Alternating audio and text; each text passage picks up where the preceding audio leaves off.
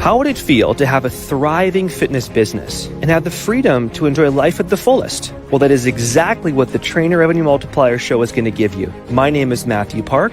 This is Jaime Filer. Hey guys. And we are here to serve.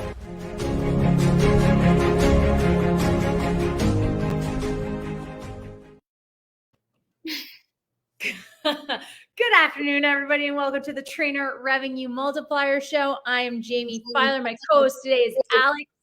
If you do not know Alex, what are you doing? They are our communication specialist, I believe is your new, I feel like that's your new official title. Like, of course, you're a TRM leader, but you host the workshop with us. How would you define your role? What a great question. So I've got like a fit of the giggles. You know, when you just get hit for no apparent reason, that's where I'm at. So here we are. I would describe my role within TRM anyway is, yes, I have my own fitness business. I teach mental health fitness, blah, blah, blah. But within the context of TRM, I have a background in behavioral psychology and exercise psychology that I use and bring to the table to talk about communicating effectively. So I work with the TRM leaders and Mathew one-on-one to build communication skills, to iron out back-end processes that aren't like Laurent systems processes, but communications processes, how to actually give feedback effectively, receive feedback, learn emotional awareness, triggers, how to handle conflict without wanting to murder each other or quit or fire someone or work through those hard things. That's what I do. Sure. So with that being said, I figured you were the most appropriate person to talk about how to communicate effectively with clients. Because like you said, they can drive us crazy. They can drive us homicidal. But at the end of the day, we love them. We need them. They love us. I guess my first question is, do you have a philosophy on communication? Oh, wow. What a great question. So I was not prepared for that. I don't know about philosophy. I have guiding principles. And all of those guiding principles essentially boil back down to everything that everyone else does in the world, client or customer or otherwise, is not about us, it's about them. So if someone does something that pisses you off, someone says something that hurts your feelings, that's about something that's going on in their world that's being projected at you. Sure, you might be doing some behaviors that aren't suitable. Maybe there's room for improvement. Great. But ultimately, what they're experiencing is coming from their own perspective, their own experiences, and that has nothing to do with you. Like literally nothing. So if someone is angry that you didn't send them a follow-up email, great. Okay, no problem. Could you have done that better? Sure. But that anger about you not sending a follow-up email actually tells a different story behind the scenes. Do they not feel cared for because they have abandonment trauma? And they, like, when you're not directly in contact with them all the time, they feel like you no longer care about them. Are they angry because they didn't see progress this week? And so you not sending them an email has weirdly become this landing place of like, if you sent me this email, I would have done better this week, which is not the case. Right. So coming back to your question, my communication philosophy, what keeps me grounded is knowing that at the end of the day, I am responsible for my actions, and you, client, human, other person, are responsible for yours. I love that. So communication principle number 1 is Don Miguel Ruiz agreement number 2, which is don't take anything personally. Totally. Right? Yeah. It all starts from there. I have, when I started my personal training business, I thought, because I didn't have very many role models. I had Bob Harper and I had Jillian Michaels. You either communicated as a drill sergeant or you communicated as a cheerleader, and there was nothing in between. And honestly, I believe that was the downfall of the show and the reason why so many other people who were on the show ended up gaining weight back, because they weren't heard. They were either beaten down or coddled / enabled, and they had there was nothing to go. There was nowhere to go from there. So the fact that people like you with behavioral science degrees are coming into our space just really brings the personal back to personal trainer. Oh my God, I love that. I couldn't agree more. And this is what sets my heart on fire every morning when I wake up, is I've been called a cheerleader as a coach. I've been called, like, I've never been the military coach. That hasn't been my vibe. But what I started doing when I first started that was so different was I teach mental health focused fitness. My whole shtick is like, you are responsible for you.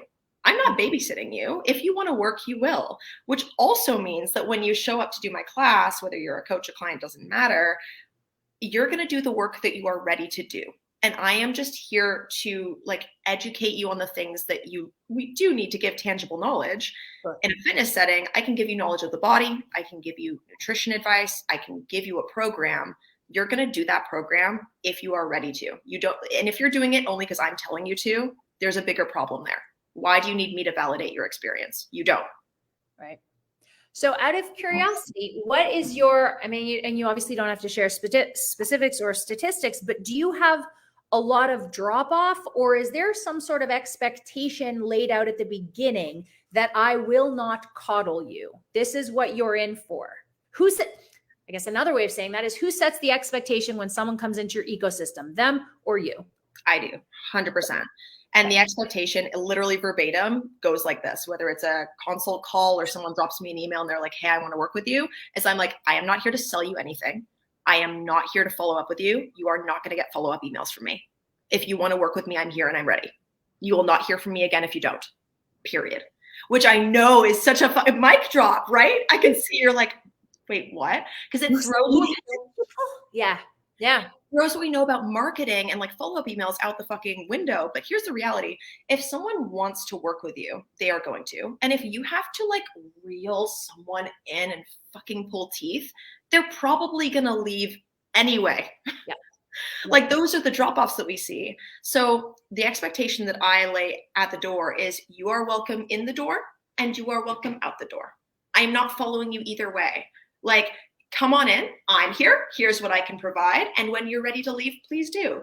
Because I equally don't want clients to rely on me for the rest of my life. Yeah. Here's why, because we think we want like long-term clients. Okay, let's follow that path. Are we all going to be personal trainers in 30 fucking years? I hope not. I have plans. Like, So when someone is like relying on me for their health and well-being, that's actually a problem in my mind. I want my clients to leave me. I want them to graduate. I want them to go away. Not in a friendship setting. I love them to pieces as a human. But if you're showing up every day and I'm your only reason for being there and I have to go, my life changes, my life takes a turn, where does that leave my client? Back to square one? They don't know where to turn. They don't know what to do. So my philosophy with this is like, I'm not going to chase you. I'm not going to babysit you. I'm going to educate you and I'm going to help you with the resources I can. When you are ready for that, awesome, I'm here. And when it's no longer for you, I will point you in the direction of whatever your next step is. And it takes a lot of the work off my plate and I have no drop off. Like I have like drop off, but it's not actual drop off, because when a client graduates, they're like, I'm ready to move on to my next thing. Thank you so much for the work you've done for me. I also know 5 other people that would be a perfect fit for this. Let me refer them to you. Yep. So my clients do my marketing for me. And that sounds so weirdly arrogant, but it just is like 100%. That's how it should be, right? That speaks to the quality of what you do. We don't have to use Facebook ads or anything.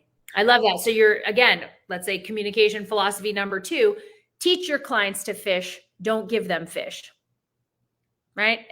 One of the speakers at PEC brought up an interesting point regarding longevity of a client or long-term value. He said, raise your hand if you've had someone on your roster for more than a year and they're just not making progress. And a bunch of people put their hand up. And he said, which one of you in the relationship is codependent? Oh shit, that's such a great analogy. That's it. That's it. Yeah. That's it. What would I ever do without my trainer? I don't know. What are you doing with your trainer? Okay, so I guess this brings us to how to communicate effectively with clients. How do we have that conversation coming to the end of the life cycle of a client when the relationship has gotten stale, but they're still enamored with you, but they're not doing the work or they're not making progress or they've not learned the things? I want to circle back to what you said, which is about codependent relationships, because sure. I think that's the answer. Okay. In the fitness industry, historically, we have been trained and raised as coaches to create codependency. It's been our job historically to go, you need me to make your goals a reality. That's the story. When anyone says you need me, you're setting yourself up for a codependent, unhealthy relationship. This is both in terms of like psychological science and therapy and fitness. I'm like bringing psychology in the door here. Spoiler, if you're doing that in your romantic relationships, you may also be in a codependent relationship. Red flag emoji. Yeah. Yeah. So right off the bat, if you are either a coach who's going, you need me to make your goals happen, you're only going to attract clients who need you to make their goals happen. So you're going to have the hard conversation at the end of it too, which is, I no longer need you, but you still need me, because it's a breakup. You actually have to go through like a tragic breakup. Whereas when you take on clients where you're going, you don't need me and I don't need you, but if you want me, I'm here. I would like you to. Then at the end of the day, that separation is going to look identical, which is, it seems like we're growing in different directions and I'm ready for my next step. Awesome. It seems like you're growing and ready for your next step. Bye, bye. And that's it. That's the conversation. I like that. So would you say, and I think I know the answer to this, but would you say you change your communication style depending on the type of person that comes into your ecosystem? Because I know that even though your clients all come in for relatively the same reason and with the same understanding and expectation, each individual is still an individual. What a great question. Yeah, so yes and no. There are nuanced differences in communication, but ultimately I'm me at the end of the day. Like when you as a coach start chameleoning yourself into your clients or how your clients want to be received, that's not effective communication. That's people pleasing. And I don't recommend it for long-term health and well-being, because when you are changing who you are to meet your clients' needs, you're not living authentically into yourself. What that actually creates is long-term resentment. You no longer enjoy spending time with that client because you can't be yourself. It leads to those feelings of something's a little bit off here. I don't know if we're really vibing. I feel like I'm walking on eggshells around this person. I kind of resent them. They kind of resent me. It doesn't feel organic and it doesn't feel real. It doesn't feel like a real human connection. So the differences in communication that I have with my client are aligned to their goals, let's say. So I'll give you an example. So some of my clients want to push themselves. That fills their cup. They love a good challenge. They're like, yeah, I want to squat heavier. I want to move a little bit faster. I want to kind of like see what my body's capable of doing. Other clients are like, I want to lie on the goddamn floor. I have kids. I have a hard job. I need a reminder that I'm just here and I'm allowed to like rest. Awesome. I'm going to give those two people very different coaching, but the coaching still looks like me coaching them, which is, hey, Susan, I know that you personally want a challenge. If you're looking for a little challenge today, feel free to pick up that heavier dumbbell. You're ready for it. Love it. For Bob, who wants to lie on the floor, I'll be like, Bob, you are crushing those squats. I love that for you. Reminder though, that you don't have to crush it every day. You're welcome to lie on the floor. I just want to remind you of that feedback. And so they both are empowered to like live into their separate goals, but notice how I'm not telling them what to do. I'm guiding them to what they already want to do and just reminding them of it. Yeah, I'm just giving them permission. That's it. Mm-hmm. So I have a qualifying, I wouldn't call it a question. Yeah, almost like a mini personality assessment on my intake form. And it's, are you a baker or a cook? Right? If you know baking, everything is precise. It's to the exact 2 decimal places. And it has to be at this degree and not 5 degrees more. And it has to be for this length of time. So some people, some human beings are bakers and some are cooks. Let's go by intuition. Let's go by feel. Let's auto-regulate this.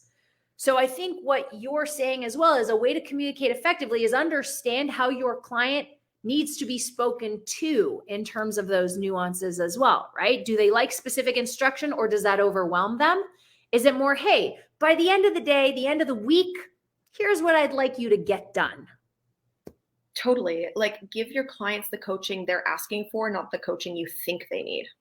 Like, that's okay. It.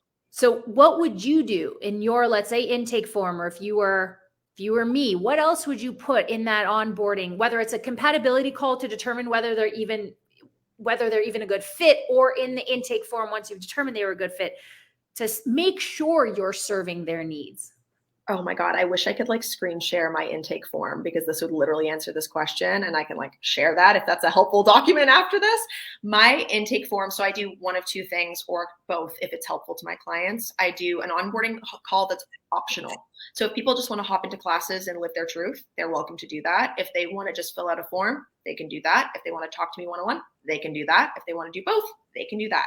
And the form and the call are basically the same thing, but if you want to meet me face-to-face, that's what the call is for. And the form is like the intro. It's just a Google form. It's nothing fancy.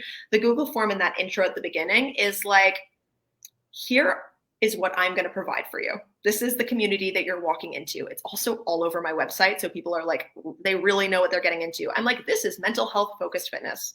You will not be told specifically what to do at all. I will never tell you what your body can do and can't do. I am a kinesiologist. I will help you with injuries, but like, you will be expected to modify your own workouts to meet your needs. You will be expected to listen to your body. You will be expected to like learn how to rest when you need rest and to push when you want to push.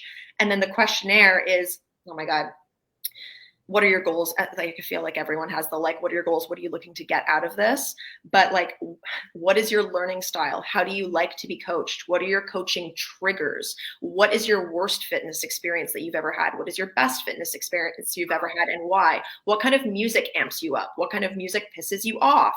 What, like, everything. Because the more I know about a person and the more they can tell to me, the more I can personalize their coaching experience, period. Like, even in just a sentence, I can really personalize that. And people tell me like, oh my God, so much information. People are like, I do not want to be told to like drop and give me 20. I don't like military coaches, but I do like direct feedback. So don't mollycoddle me with feedback.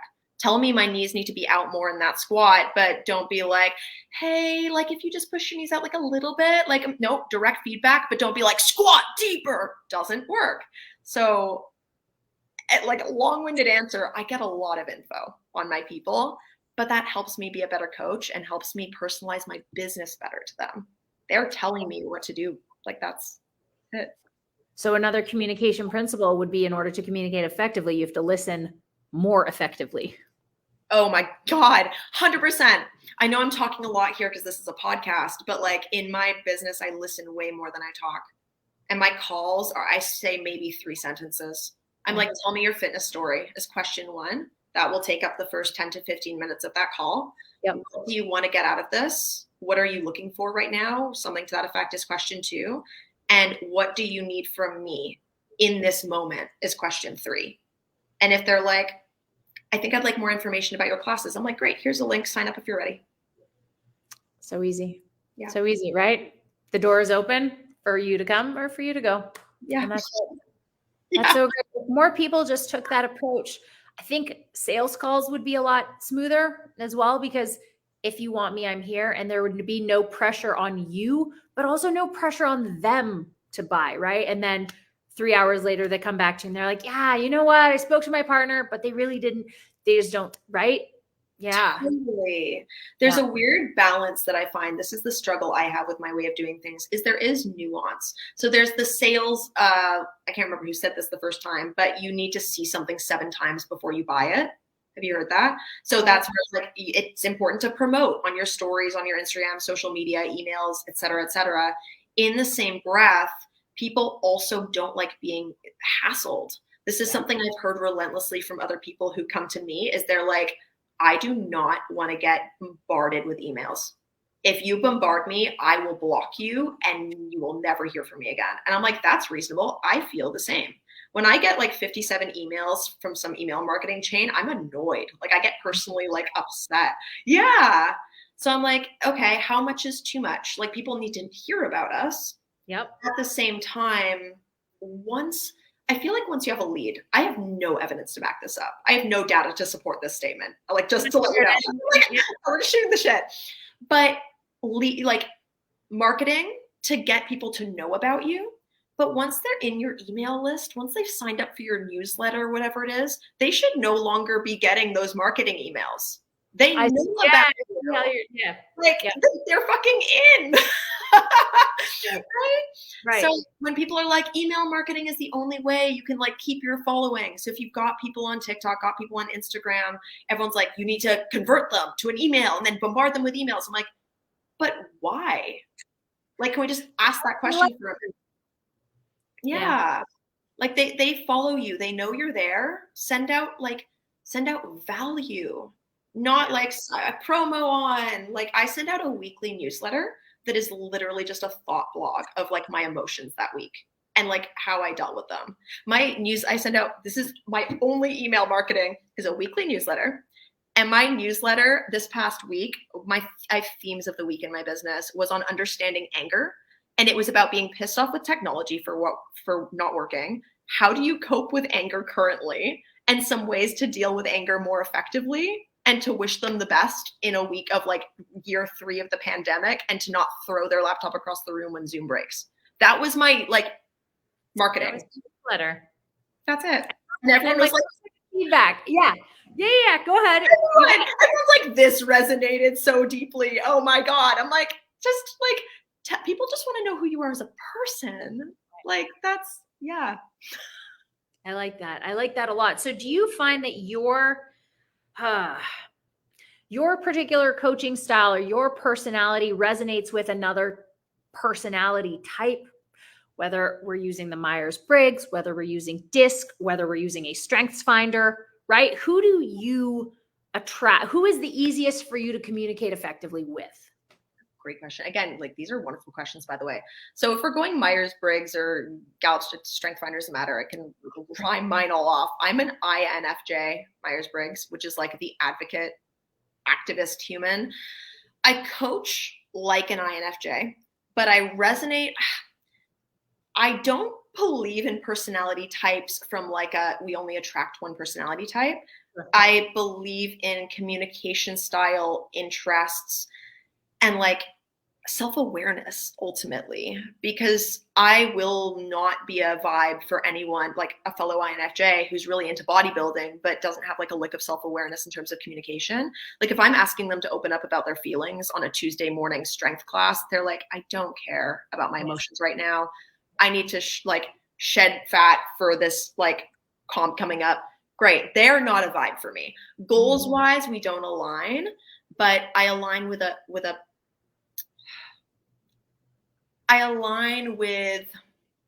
just give you concrete examples, people who are like into communication the way I am. If we have the same core values and life philosophies, regardless of what they look like, regardless of what their fitness niche is, we'll connect. Yep. Yeah. So how do you tell someone? Because I mean, you've been in the industry over a decade. Yes. All right. So you can be on a call with them and you'll be like, no. They say yes, though. They love what you're about. Do we take them in? I haven't had to say no to someone in a really long time. People, yeah. So the way that my business is set up, because it is so open door and I'm so clear about like what I offer, is I'm not going to attract people that are not into this. Like, yeah. So I don't even get any connection calls from people that aren't interested in what I'm selling, because I'm like, my banner on my website is like mental health focused fitness, a safe space for people with bad fitness experiences to practice self-love. That's the banner on my website. Could you be more specific? I think you win. Right? Yeah. Like, gonna get Joe who's going to like, he's training for the CrossFit Open. No, like I'm not. And like, I don't want Joe either. Joe, hypothetical Joe, I love you. Power to you. We're not a match. Swipe left. Like we're good. So the people who come to me, the only reason they're not like coming in the door is typically financial reasons. Like it's just like, I not right now, but let me circle back to you in 2 months. Yep. Or like they realize they're actually just not that committed to fitness period right now. But it's because of like life stressors. It's been probably 3 years since I've had to like turn away a client because we weren't a match. And then the way I did that was like, again, I'm very direct. I'm just like, hey, like you are lovely, but it feels like we have different core values and like fitness alignment. So you're not going to have a good experience with me. You're welcome to try, like feel free, come and do a free trial of my classes. But in terms of one-on-one sessions, I can refer you to a different coach for one-on-one. Feel free to give my classes a try if you'd like. And you decide. Yeah, because if someone does my classes, I teach like virtual group classes. I'm not interacting with them one-on-one that much. So if we have kind of different core values and they're having a great time, they're welcome to stay. It means it's no sweat off my back. But all of my one-on-one clients and I are friends. Like if we hang out, I have all of my clients joke that it's like therapy fitness. So we do a workout, sure, we're rehabbing injuries, but it's in the same breath. Like, okay, here are the movements you're going to do in the next set. Also, how is your sister doing? I know you guys are in a conflict last week. That's like the dialogue. So yep. If you're not into that, you will not approach me. But if that's not the definition of how to communicate effectively with clients and your business model is proof of that, then I don't know what is. Yeah, the analogy that comes to mind when I see a lot of fitness trainers who are like, more clients, more clients, more clients. I'm like, yes, because paying your bills, making money, sure, like fine. But it feels like you're like putting $20 worth of, I'm Canadian, I apologize to Americans listening to this, $20 worth of like loonies in your pocket, and you've got holes at the bottom. So you're like putting 20 in and you're like just seeping out 5, 6, 10. Just because they don't fit in your pocket. Like, I'm like, okay, why have all those leads, all those people coming in if they're most likely not a match anyway? And I think that answer comes down to self-awareness of oneself as a coach. Like, I'm gonna beat that home all day. Great. If you're a bodybuilding coach, wonderful. Bodybuilding is not a personality type. I'm so sick of my friends who are coaches being like, hey, want to do a workout sometime together? Like, that's our only hangout option. I'm like, we could also just go for a coffee. Do you want to like go for a walk? Like, fitness is not a personality type. It's a hobby. So if you are a coach and your business is a specific brand of like fitness, your business is who you are as a person. It's your values. And if you're not living those values in your business, you are going to recruit people that don't align with those values. And then it's not going to be a match, and then it's a bad time. So the more time and effort you spend getting to know who you are as a person, and then deciding to revolve your business around what your core values are, the more clients you will retain, the more clients you will get along with and enjoy spending time with, the less conflict you'll have, and the easier they are to talk to, the less marketing you have to do. It's so much less work. It's more work up front on yourself. Yeah. But then you're just enjoying your business, which is what I feel like so many of which is what I feel so many of us want to achieve while making money versus like, why do we need to spend time with people that we really just don't get along with? Absolutely. Alex, I would have asked you to finish with a gold nugget, but I'm pretty sure you just dropped a bomb. My friends, go follow Alex at, please let us know your Instagram. Totally. I'm at ABH_movement on Instagram, TikTok, abhmovement.com is my website, Facebook, Twitter. If you're interested in some really weird mental health fitness content and you're queer, neurodivergent, autistic, or otherwise, TikTok is the answer. And that is where I can be found. And go sign up for their newsletter if you want a diary entry every week. Oh my God. Yeah. If you want to have your feelings validated every week on Sunday, like if you just want some really validating like mindset shit. Yeah. Guys, thank you so much for listening to today's podcast. Hey, Alex, thank you so much for being on today's podcast. This was a blast. Thank you so much for having me. That was a joy. Jamie, thank you so much. The pleasure is ours. Please, if you like what you heard, please share on Facebook, Instagram. Please continue to subscribe on Spotify, Stitcher, iTunes, wherever you are listening to this. We appreciate it. We appreciate you. And until next time, this is the trainer at Trainer Revenue Multiplier. And we appreciate everything you do for us.